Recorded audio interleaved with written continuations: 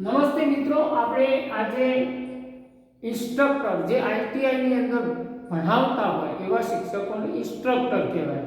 એટલે આઈટીઆઈ ની અંદર બે કામ થાય.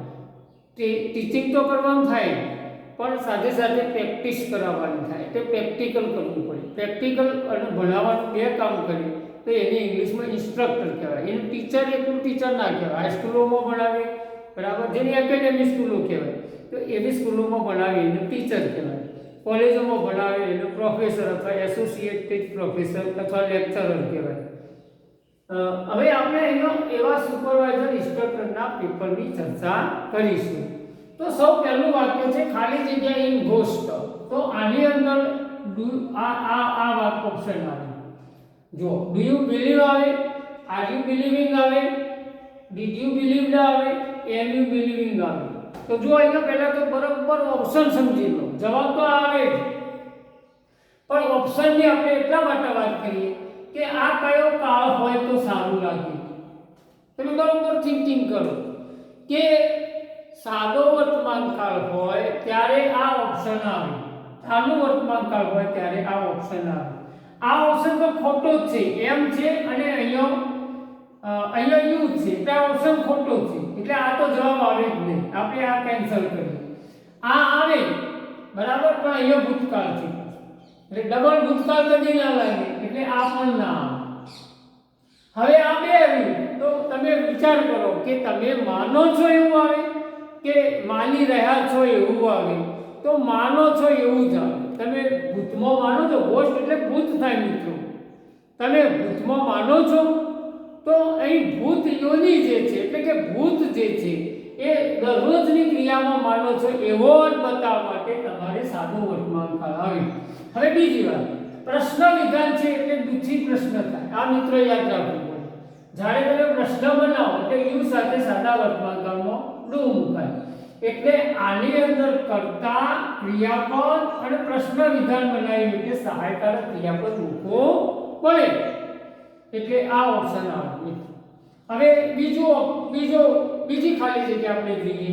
યુ મસ્ટ ખાલી જગ્યા complete your work or get someone else to complete it. હવે પહેલા આ વાક્યને પહેલા સમજવું પડે. તો આપણે યુ મસ્ટ, તમારે ફરજિયાત ભાવ હોય તો મસ્ટ થાય. કમ્પ્લીટ યોર વર્ક, તમારે તમારું કામ પૂરું કરવું જ પડશે, અથવા એટલે ઓર એટલે અથવા વિકલ્પ ઓપ્શન આપ્યું.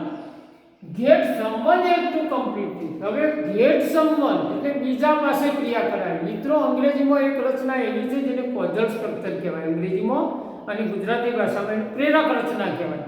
તો આ પ્રેરક રચનાનું વાક્ય છે. તો ગેટ કોઈ પાસે ક્રિયા કરાવો એટલે સમવન એલ્સ એમ, અને પછી ટુ વાળું ક્રિયાપદ આવે એટલે વર્બ ઇન્ફિનિટિવમાં હોય.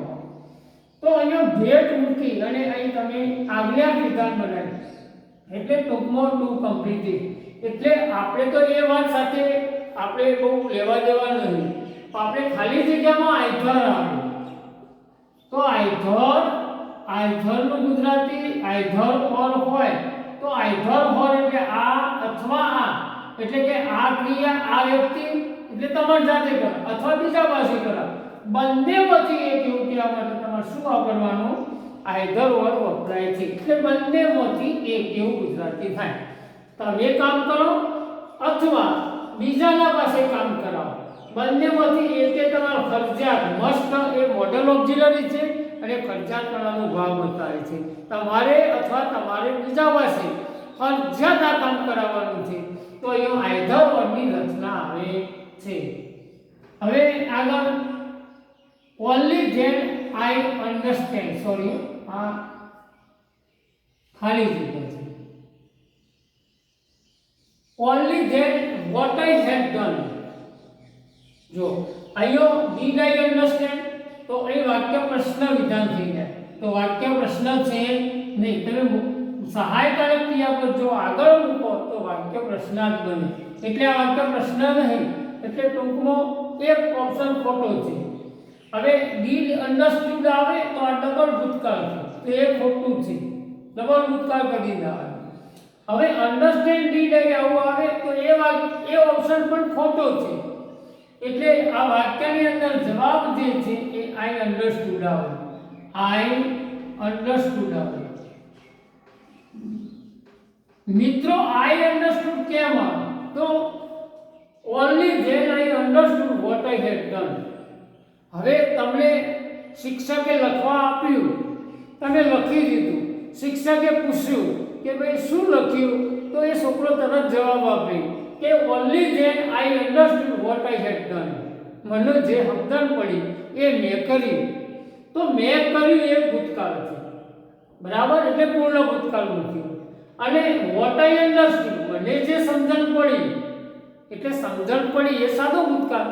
તો અહીંયા અન્ડરસ્ટેન્ડ નું ભૂતકાળ અન્ડરસ્ટુડ થાય અને આઈ બે કરતા હરખા છે.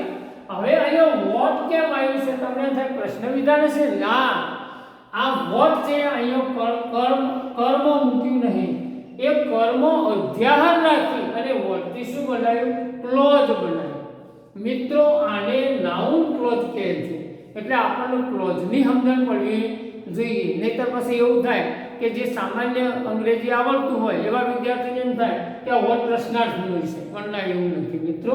અહીં કર્મ અધ્યાહાર છે. જે સમજણ પડી એ જે સમજણ પડી એ લખી શકાય એવું નહીં. એટલે તમારે વોટ આગળ મૂકવું પડે ને વોટથી આ ક્લોઝ બનાવે. અને આ વાક્ય જે છે એ છે પાછું એનો પેલું વાક્ય નામનું કામ કરે છે, સંજ્ઞાનું કામ કરે છે. એટલે એ રીતનું વાક્ય છે.